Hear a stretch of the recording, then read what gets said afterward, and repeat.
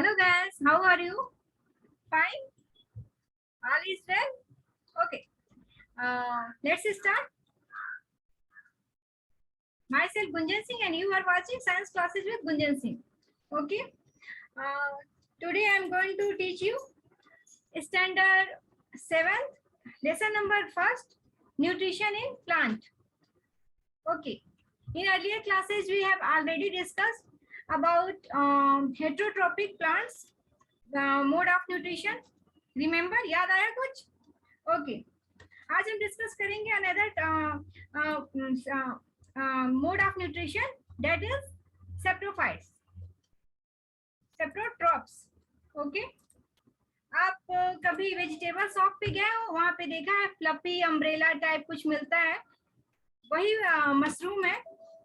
क्योंकि आपको दिखाऊं कैसे होता है, क्या है वो कैसे न्यूट्रिशन लेता है अदर प्लांट, या कैसे उसका अदर प्लांट पे लेता है कि कैसे लेता है, वो मैं डिस्कस करने वाली हूँ. Okay.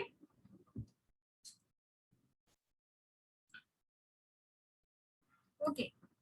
Saprotrophs, it is also known as mृतपोषी or मृतजीवी in Hindi. This is seprotrophs. Topic, subtopic. Okay. You may have also seen fluffy umbrella-like patches growing in moist soil and are on rotting wood during the rainy season. तो rainy season में आप क्या देखते हो कि आपकी जो decaying order में, डिकेइंग स्टेज में जो लकड़ियां रहती हैं, रॉट्स होते हैं, और जो भी सड़े गले मटेरियल्स होते हैं उन पे कुछ fluffy structure, umbrella type structure growth, उसकी ग्रोथ होती है. वही एगेरिकस, वही मशरूम है. इसका बोटेनिकल नाम एगेरिकस है, जो एडिबल होता है. ये आपका मशरूम का स्ट्रक्चर पिक्चर दिया हुआ है. ये पैकेट ऑफ मशरूम है. और दूसरा क्या है, mushroom growing on decade material. ये डिकेड मटेरियल पे है. मैं आपको और क्लियर अच्छे से समझाने के लिए आपको पिक्चर दिखाती हूँ. Just a minute. ये देखिए, ये मशरूम है. देखने में तो बहुत ही प्यारा सुंदर दिख रहा है, but these mushrooms are poisonous. ये आप खा नहीं सकते. ये बहुत एलर्जी क्रिएट करते हैं. कभी कभी ये डेडली भी होते हैं. ये एडिबल मशरूम है. ये सारे एडिबल मशरूम्स हैं. इसमें से एगेरिकस बाइस्पोरस जो है, जो मैंने अभी जिक्र किया आपका, it is much more common.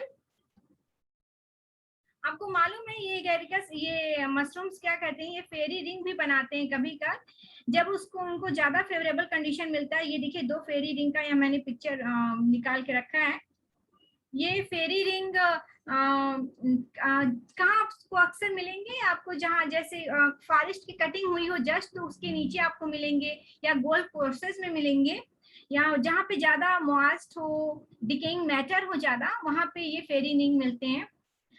इससे रिलेटेड एक माइथोलॉजिकल व्यूज है कि इसके अंदर जो जाता है उसको फेरीज, मतलब परियों के साथ डांस करना पड़ता है, जो कि र्यूमर है. ओके. देखा आपने, ये फेरी रिंग है. ओके. चलिए,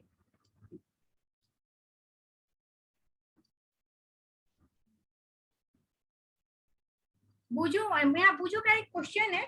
बुझो wants to know how these organism acquire nutrients. वो कैसे ऑर्गेनिज्म ये है, जब उन्होंने, उसने ये भी बोला है कि उसके पास तो मुंह है नहीं. They do not have mouth like animals do. They are not like green plants as they lack chlorophyll and cannot make food by photosynthesis. उसके पास मुंह नहीं है हमारे जैसे कि वो खाना खा सके. उसके पास क्लोरोफिल नहीं है कि वो फोटोसिंथेसिस कर पाए. तो फिर वो उसके अंदर न्यूट्रिएंट्स कैसे जाते हैं, वो कैसे न्यूट्रिएंट्स, क्या, how they take nutrients. Okay.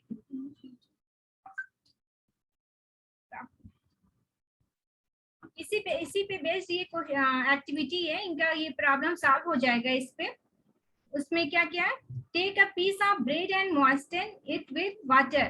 पहले आप ब्रेड लीजिए, फिर उसको पानी में रखिए 2 से 3 दिन के लिए.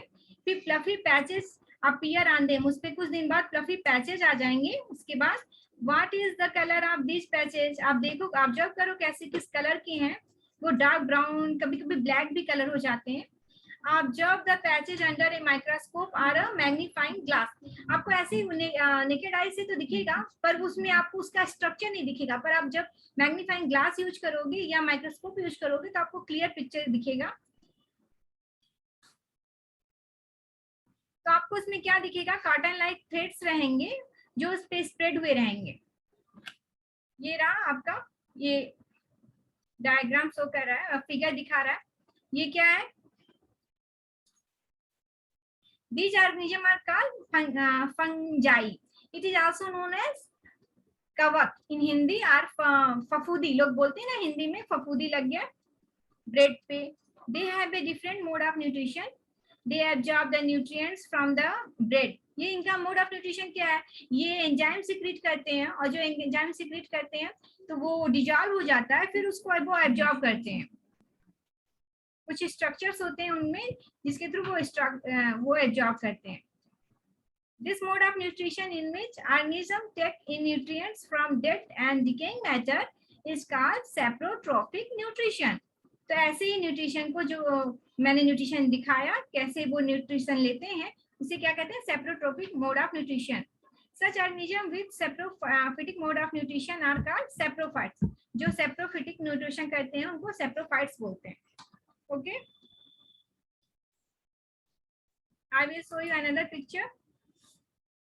ये देखिए, ये आपका ऑरेंज है जो जिससे फंगस लगा है। It is infected by fungus which name is Penicillium. ये पेनिसिलियम फंगस है जिसकी वजह से ये आपका ऑरेंज खराब हो गया है। ये देखिए आपका ब्रेड है, लुक एट दिस। ये किसके वजह से हुआ है, इसको बोलते हैं ब्लैक ब्रेड मोल्ड। ये किसके वजह से हुआ है, ये राइजोपस स्टोलोनिफर फंगस होता है जिसकी वजह से हुआ है, मोल्ड है। ये देखिए mould on leather bag, leather bag को इसने खराब कर दिया है। ये भी फंगस ही है, एक टाइप ऑफ फंगस। ओके,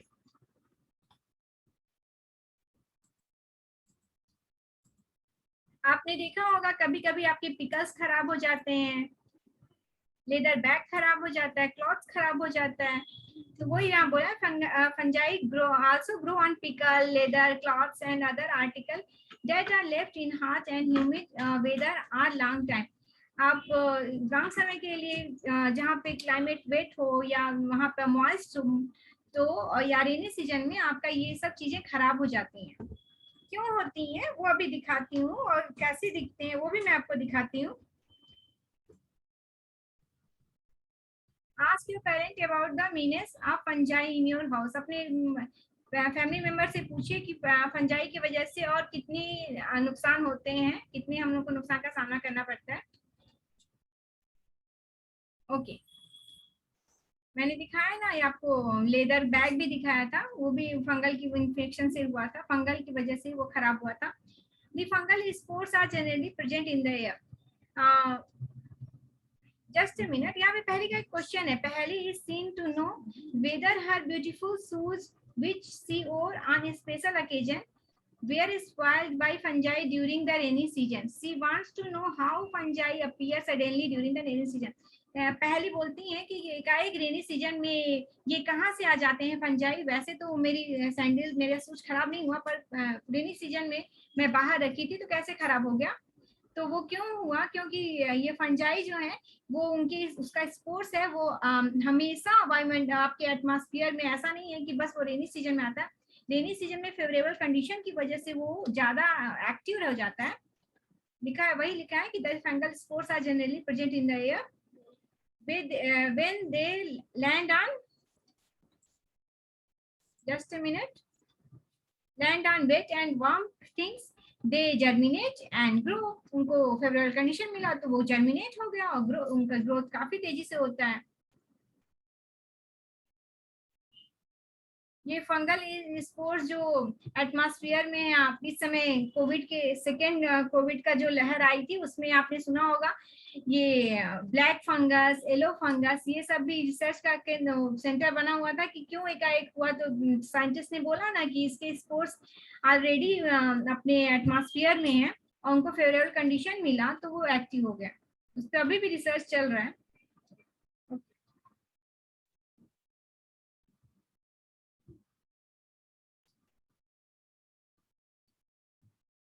अब यहाँ पे बुझो का डाउट, बुझो के भी कुछ डाउट्स हैं, उसको लेते हैं। Boojho says once his grandfather told him that his wheat field were spoiled by a fungus, he wants to know if fungi cause diseases also.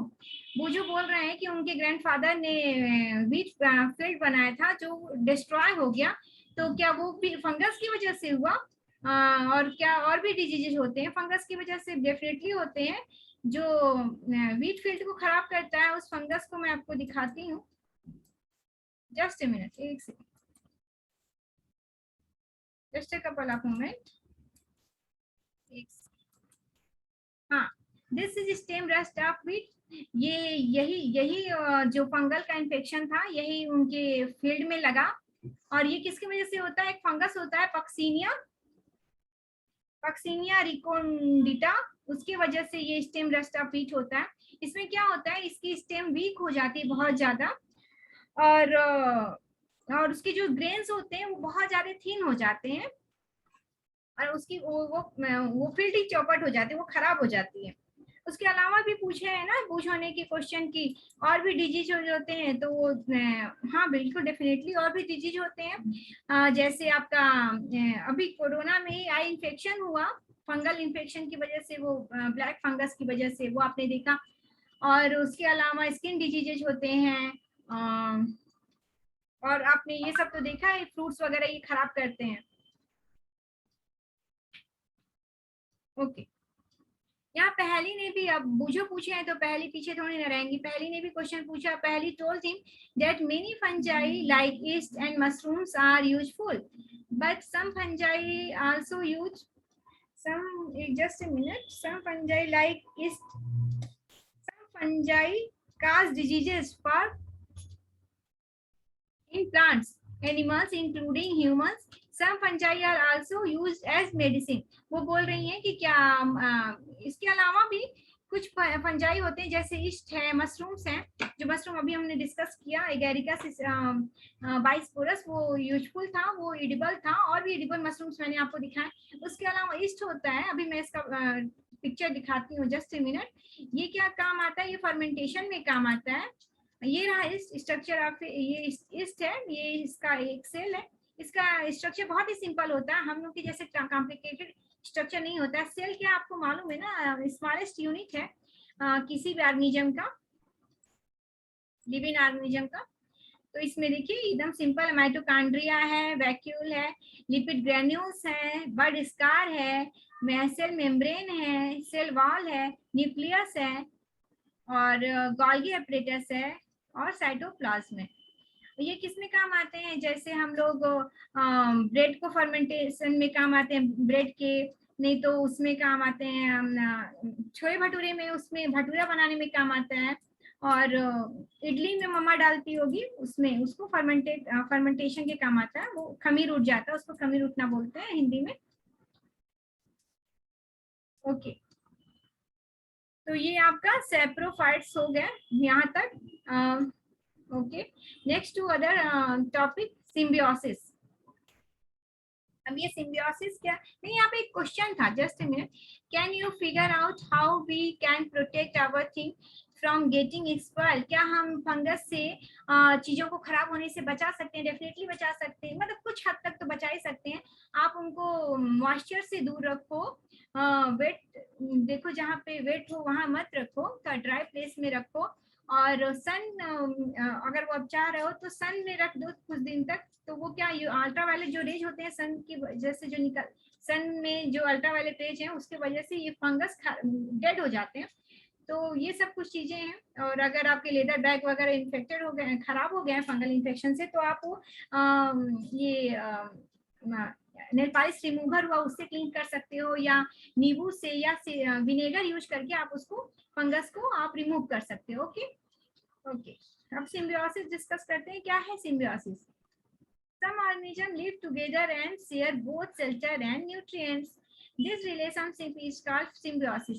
कुछ फंगस होते हैं जो एल्गी के साथ उनका कॉम्बिनेशन होता है, वो उसको कुछ बेनिफिट पहुंचाते हैं और एल्गा उसको बेनिफिट पहुंचाते हैं, दोनों एक दूसरे को बेनिफिट पहुंचाते हैं। इस जो रिलेशनशिप होता है उसको सिम्बियोसिस बोलते हैं। For example, certain fungi live inside the roots of plants. कुछ फंजाई होते हैं वो किसी प्लांट के रूट पे रहते हैं और जो plant provide nutrients to the fungus and in return the fungus provide water and certain nutrients. और बदले में फंगस क्या होता है, उसको वाटर और न्यूट्रिएंट्स देता है. इन ऑर्गेनिज्म लाइक लाइकेन, जैसे सबसे अच्छा एग्जांपल लाइकेन का है. It is so symbiosis, best example of showing symbiosis. A chlorophyll containing partner, which is an alga and a fungus, live together. The fungus provides shelter, water and minerals to the alga, and in return the alga prepares and provides food to the fungus. Okay, समझ में आए? एक ने shelter दिया, दूसरे ने nutrients provide किए, water provide किए. रुकिए, आपको मैं पिक्चर दिखाती हूँ, जस्ट ए मिनट, इससे आप अच्छे से क्लियर समझ पाओगे. This is a picture of lichen. इसमें in this picture there is green colour alga and here blue green alga. This is which is a best example of symbiosis. Okay, okay. अब क्या है, how nutrients are, next topic is, subtopic is now how nutrients are replenished by in the soil. हम soil में पेड़ लगाते हैं, पौधे लगाते हैं, trees लगाते हैं, plants लगाते हैं, और धीरे धीरे उसमें उसकी nutrients कुछ दिनों बाद जब वो फार्मर्स लगाते हैं, उसका दूसरा उनकी फसल आती है, दूसरी वो अपना प्लांट्स लगाते हैं, क्रॉप्स लगाते हैं, तब तक उस सॉइल की न्यूट्रिएंट्स बहुत हद तक कम हो जाती है. तो इस डिफिशियंसी को कम करने के लिए फार्मर्स क्या करते हैं, वही इसमें बताया गया है. Have you seen farmers spreading manure or fertilizer in the field, or gardener using them in lawn or in pot? आपने देखा ही होगा कि उसको कुछ कभी देखा होगा कि जो फार्मर्स होते हैं वो मैन्योर ले लेते हैं, जो कि बहुत ही अच्छा है. काउ डंग का हो गया, या कोई भी एनिमल का जो ज्यादा उससे फर्टिलिटी होती है, उसमें मिनरल्स बहुत ज्यादा होते हैं, वो यूज करते हैं. या तो केमिकल फर्टिलाइजर यूज करते हैं जो कि अच्छा नहीं है, पर आप डालते हुए उनको देखा होगा. डू यू नो वो क्यों ऐसा डालते हैं, व्हाई दिस इज डन?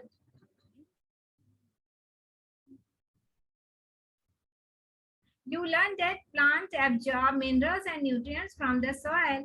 आप जानते हो कि soil से nutrients और minerals absorb करते हैं, so their amount in the soil keep on decline. वही मैंने बोला, कम होने लगती है. Fertilizers and manures contain nutrients such as nitrogen, potassium, phosphorus, etc. जो फर्टिलाइजर है उसमें बहुत से मिनरल्स होते हैं, जैसे पोटेशियम है, यहाँ पे नाइट्रोजन, पोटेशियम और फास्फोरस दिया गया है. जस्ट ए मिनट, आपको एक चार्ट दिखाती हूँ. इसके अलावा भी और भी मिनरल्स होते हैं जो यूजफुल होते हैं, which are very useful for plant, पर ये मेन 3 हैं जो यूजफुल है. देखिए, अभी मैंने कुछ देर पहले आपको फंगस का यूज वो बताया, क्या क्या उसके क्या किस में वो यूज होते हैं और क्या क्या वो नुकसान पहुंचाते हैं.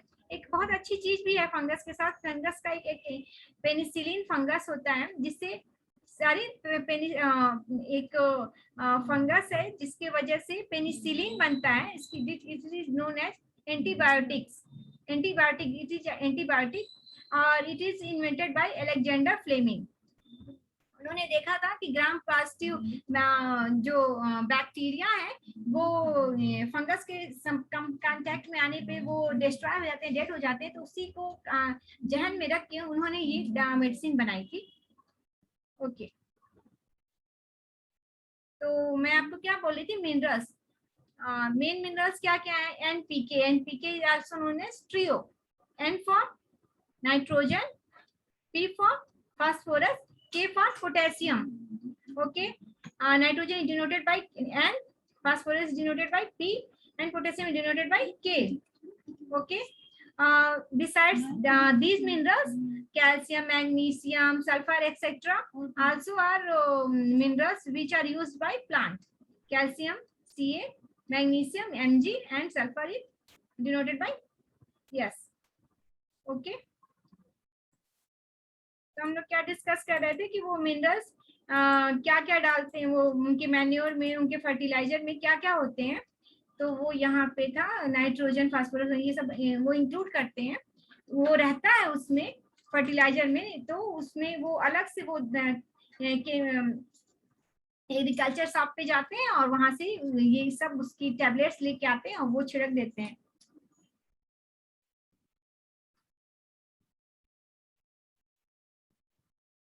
Okay.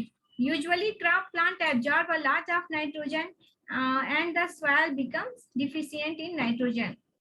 You learn. तो मेनली ये नाइट्रोजन ही एब्जॉर्ब करते हैं प्लांट, पर ये जो प्लांट होते हैं उनके साथ एक प्रॉब्लम होती है, वो एटमॉस्फेरिक नाइट्रोजन को नहीं लेती हैं। तो क्या होता है, जस्ट मिनट, यहाँ पे था एक्चुअली क्या होता है, ये जो वायुमंडल आपके एटमॉस्फेरिक नाइट्रोजन होते हैं वो उस फॉर्म में वो नहीं लेते हैं। तो उसको एक बैक्टीरिया होता है, राइजोबियम बैक्टीरिया, उसको नाइट्रोजन फिक्सिंग बैक्टीरिया बोलते हैं। वो क्या करते हैं, उस नाइट्रोजन को सॉल्युबल फॉर्म में बना देते हैं अमोनिया में, जिसको वो प्लांट आसानी से एब्जॉर्ब कर लेते हैं। ये रहा, they need nitrogen in the soluble form, the bacterium called rhizobium. Just a minute, I highlight this one. This is rhizobium. Symbiosis को भी अंदर कर लीजिए, हाईलाइट एंड रखिए।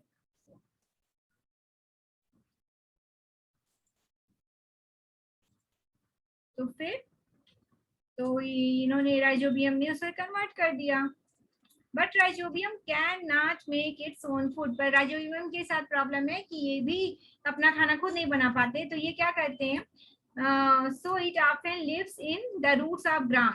तो ये जो हमारी दलहनी फसलें होती हैं, जो लेग्यूमिनस प्लांट्स होते हैं, it is also known as दलहनी फसलें इन हिंदी।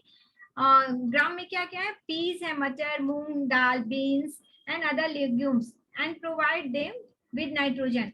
तो ये उस पे रहती हैं, ये नाइट्रोजन को सॉल्युबल फॉर्म में बनाया और बदले में प्लांट से इन्होंने फूड गेन किया। तो फिर यही, it is also best example of symbiosis. Okay, in return the plants provide food and shelter to the bacteria. Okay,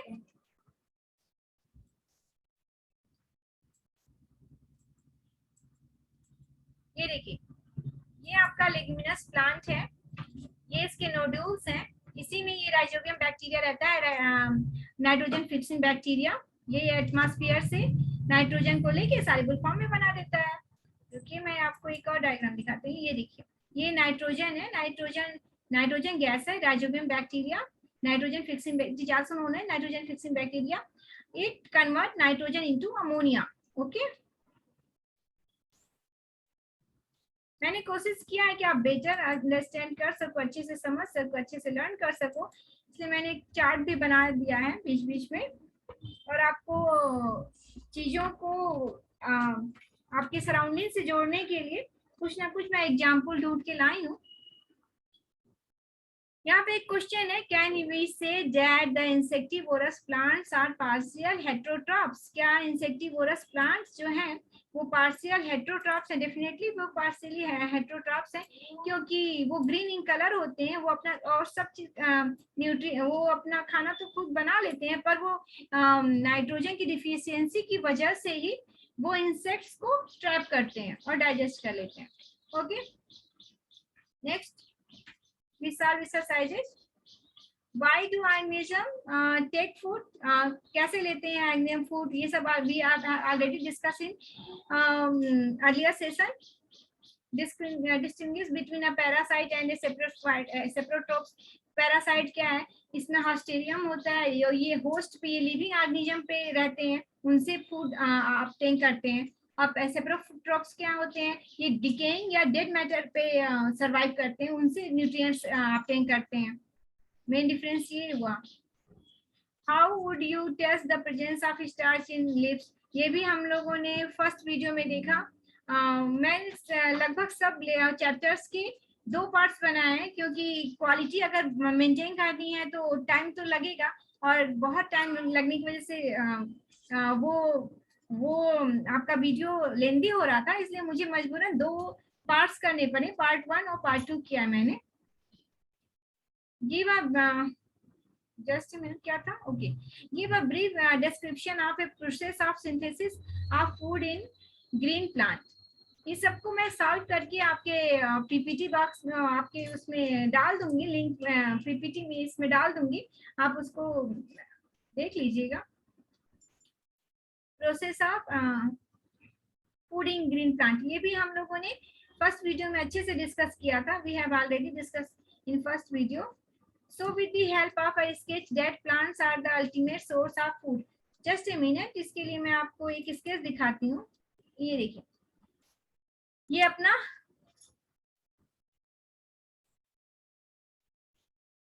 ये सन है। ओके, जो सन लाइट लिया प्लांट्स ने लिया ऑटोट्रॉप से, वो क्लोरोफिल की हेल्प से फूड तैयार किया। इसको कौन लिया? इसको माइस खाया, सॉरी इसको ग्रास हॉपर ने लिया, ग्रास हॉपर को माइस ने खाया, माइस को स्नेक ने खाया, स्नेक को ईगल ने खाया, और ईगल क्या हुआ? ईगल या ह्यूमन बीइंग जब मरते हैं, जब उनकी डेथ हुई तो क्या हुआ? When the hugs die, fungi breaks the body down and turn them into nutrients. तो उनके जो न्यूट्रिएंट्स हैं और नाइट्रोजन एक्सेट्रा वो सॉइल में मिल गए, तो फिर वहां पे ये फंगस ग्रो किया, सेप्रोट्रोप्स ग्रो, वहां पे उनकी ग्रोथ हुई, फिर शुरू हो गया प्रोसेस। फिर ये सेप्रोट्रोप्स किसी किसी फॉर्म में प्लांट से जुड़े हुए हैं, फिर ये साइकिल चल पड़ी फिर से। This is food cycle, answer it is known as food cycle, food chain. Okay, क्या था हम लोग का और question? fill in the blanks. Green plants are called since they synthesize their own food. उनको क्या बोलते हैं? उनको ऑटोट्रॉप्स बोलते हैं, क्योंकि वो अपना फूड खुद सिंथेसाइज करते हैं। द फूड मैं लिख नहीं रही हूँ, लिखा हुआ मैं आपको इसमें डाल दूंगी, क्योंकि टाइम लगेगा और टाइम सबके लिए बहुत कीमती है। The food synthesised by plant is stored as, जिससे मैं आप लोग का पीटी1 नीचे में, तो आप लोग के लिए तो ज्यादा कीमती होगा। Okay, the food synthesised by plants is stored as, कैसा स्टोर्ड होता है? In the form of starch. In photosynthesis solar energy is absorbed by the pigment called, photosynthesis में जो पिगमेंट एब्जॉर्ब करता है सनलाइट को, उसको क्या बोलते हैं? क्लोरोफिल। रिमेंबर, याद आया? ड्यूरिंग फोटोसिंथेसिस प्लांट टेकिंग क्या लेता है? ऑक्सीजन लेता है, सॉरी कार्बन डाइऑक्साइड लेता है और ऑक्सीजन रिलीज करता है, just opposite of respiration. Okay,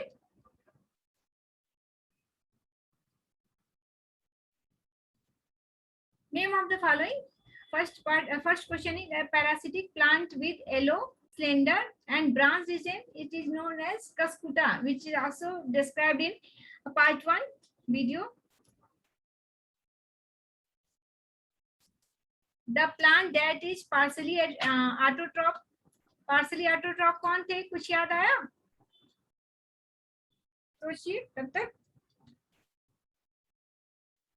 partially autotroph, ये पीछे प्लांट थे ना, वो अपना खाना बनाते थे अपना, वो ग्रीन इन कलर थे, पर वो नाइट्रोजन डिफिशियंसी की वजह से वो इंसेक्ट को ट्रैप किया।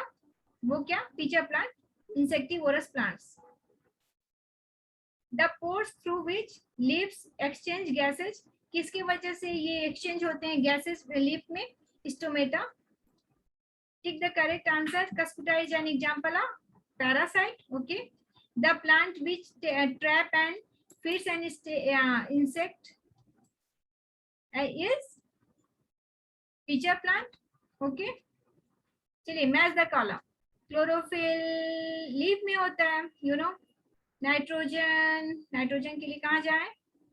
ये राइजोबियम ने नाइट्रोजन को कैसे कन्वर्ट किया? यूजेबल फॉर्म में कन्वर्ट किया। रिमेम्बर, याद आया कुछ? ओके, कसकुटा क्या है डूडो बाबा? ये है पैरासाइट है। और एनिमल्स क्या है? हेटरोट्रॉप्स हैं। और इंसेक्ट्स क्या है? इंसेक्ट्स फीचर प्लांट ने इंसेक्ट लिया. Okay, make true if the statement is true and F for false statement. Carbon dioxide is released during photosynthesis. No, oxygen release हुआ था ना, याद आया. Plant which synthesize their food are called saprotrophs. Plant which synthesize their food are called saprotrophs. No, na, autotrophs. So it is also a false statement. Okay, we take another question.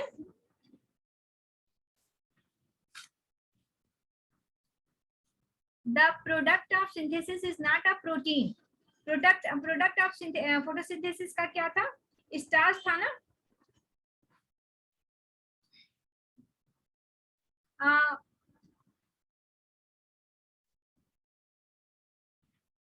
Mineral अगर उनको protein सारी minerals में अगर उनको सारी चीजें provide की गई, नाइट्रोजन, फास्फोरस, सब कुछ समय समय पे, अगर वैसा प्लांट है तो वो जैसे आपकी पल्सेज हैं, तो अगर आपने नाइट्रोजन उसमें नहीं दिया तो आपके प्लांट्स तो अच्छे रहेंगे पर उसमें आपकी फसल अच्छी नहीं आएगी. तो स्टार्च तो आपके लिप्स में रहेंगे पर जो प्रोटीन दाल में है वो बनने के लिए आपको उसमें नाइट्रोजन भी देना पड़ेगा. Solar energy, solar energy is converted into chemical energy during photosynthesis. Solar energy convert होता है ना केमिकल एनर्जी में photosynthesis. So it is true. You know, energy is neither created nor destroyed. Energy को न create कर सकते हैं ना डिस्ट्रॉय कर सकते हैं. ये हमेशा बना रहता है, एक फॉर्म से दूसरे फॉर्म में बस चेंज होता रहता है. तो सन की सोलर एनर्जी केमिकल एनर्जी में बस कन्वर्ट हो गई. Choose the correct option from the following. Which part of the plant takes in carbon dioxide from the air for photosynthesis. कौन सा पार्ट कार्बन डाइऑक्साइड लेता है? क्या है? ढूंढो ढूंढो ढूंढो, कौन सा है? Stomata. Okay, choose the correct option from the following. Plants take carbon dioxide from the atmosphere mainly through their, किसके वजह से लेता है? Leaves. Okay. Second question is, why do farmers grow many fruits and vegetables crops inside large greenhouses? What are the advantages of the farmers? Cold region में क्या होता है, सन बहुत समय के लिए नहीं होती है, एक निश्चित टाइम के लिए, टाइम पीरियड के लिए आती है. तो वो जो ग्रीन हाउस होते हैं उसमें क्या होता है, वो सन की एनर्जी होती है वो कैप्चर हो जाती है बहुत देर तक. उनको वो सन एक्चुअली वो सन रेज कैसे लेते हैं, उनकी वेवलेंथ वो लेते हैं. वो बाद में आप फिजिक्स में आगे चल के पढ़ोगे तो वो बहुत समय तक रहता है, जिसकी वजह से वहां पे अच्छे से उनको सब कुछ होता है, फोटोसिंथेसिस होती है. इस वजह से इसकी डिसएडवांटेजेस भी हैं जो अभी यहाँ पे डिस्कस नहीं करना है, वो आगे चल के आप करोगे. ओके, तो आपका यहाँ ये लेसन कंप्लीट हुआ.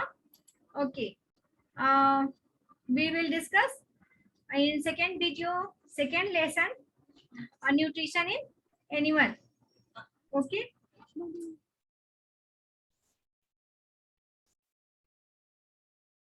ओके, ये पेज नंबर 9 की आपकी क्वेश्चन मैंने सॉल्व किए हैं, इसे आप देख लेना. ओके, 10 पेज के मैं दिखाती हूँ, just a minute. Okay, we use tick for true answer and solve this page number also. Okay, तो हम अब सेकेंड वीडियो में मिलते हैं आपसे. आपको अगर कोई डाउट्स हो या कोई सजेशन हो तो आप मेरे कमेंट बॉक्स में डालो, और मुझे इंकरेज करने के लिए एक थम्स अप जरूर दे दो, एटलीस्ट एक थम्स अप दे दो. और if you like then subscribe. और अगर आपको ज्यादा पसंद है तो अपने दोस्तों को भी शेयर करो ताकि उन्हें साइंस बोरिंग ना लगे और उन्हें भी इंटरेस्ट जगे साइंस में. साइंस बहुत अच्छी चीज है और आसपास हमारे सब कुछ साइंस ही है अगल बगल, और उससे मैं कनेक्ट करती हूँ. यहाँ तक कि इवन मैंने बूझो और पहली के सारे डाउट्स लिए हैं और मैं एक्सरसाइजेस भी सॉल्व करती हूँ. जैसे मैंने 6th स्टैंडर्ड के क्वेश्चन 6th स्टैंडर्ड के साइंस क्लासेस में किया, और जितना मैंने कवर किया उन चैप्टर्स में. ओके, और नीचे डिस्क्रिप्शन बॉक्स में इसका पार्ट 1 मैं दे देती हूँ, उसका लिंक, उसे भी आप देखो. और और बेल आइकन दबाओ, बेल आइकन दबाना मत भूलिए ताकि आपको मेरा नोटिफिकेशन मिलता रहे। लेटेस्ट अपडेशन के लिए आपको बेल आइकन दबाना ही पड़ेगा। Okay, till then see you, bye.